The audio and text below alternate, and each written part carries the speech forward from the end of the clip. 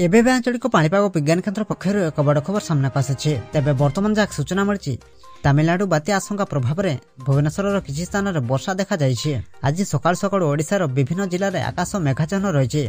पाणीपाग विभाग सूचना अनुसार आज अर्थात शनिवार तमिलनाडु आंध्र प्रदेश मध्य बात्या पेंगल लैंडफॉल करने आशंका रही बेले यार प्रभाव ओडिशा उपर पड़ो ना बोली पाणीपाग विभाग पक्षर स्पष्ट करा।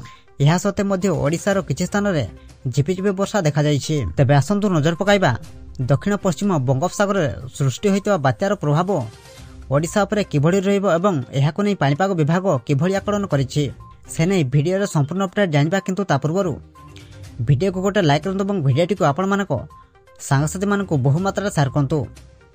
जदि आम चैनल रे आपण प्रथम थर भिडियो देखुचंती चैनल को सब्सक्राइब करी पाखरे था बेल आइकन को प्रेस करी ऑल नोटिफिकेशन को ऑन कर रखंतु। एवं आपण माने एही भिडियोटी को केउ जिल्ला देखुचंती आमको कमेंट माध्यम निहाती जणांतु। तेबे पाणीपाग जारी करथिबा बुलेटिन अनुसार दक्षिण पश्चिम बंगोपसागर रे शक्तिशाली हेबार लागिछि बात्या पेंगल। एही बात्या शनिवार अर्थात आज सकाल सकाल स्थलभाग छुईबार संभावना रही। यार प्रभाव में आंध्र प्रदेश में वर्षा आरंभ होइतिबा बेले किछि स्थान में प्रबल वर्षा होइछि।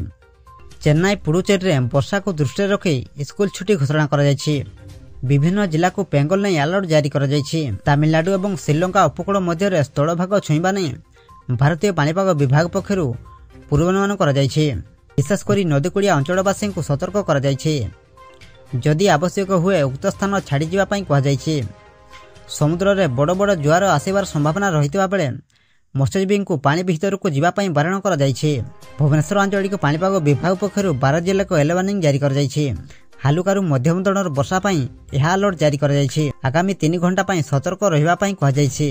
बालेश्वर, भद्रक, जाजपुर, केन्द्रापड़ा, जगतसिंहपुर, कटक, ढेंकानाल, पुरी, खोर्धा, नयागढ़, गजपति और गंजाम जिला को अलर्ट जारी कर जाइछि।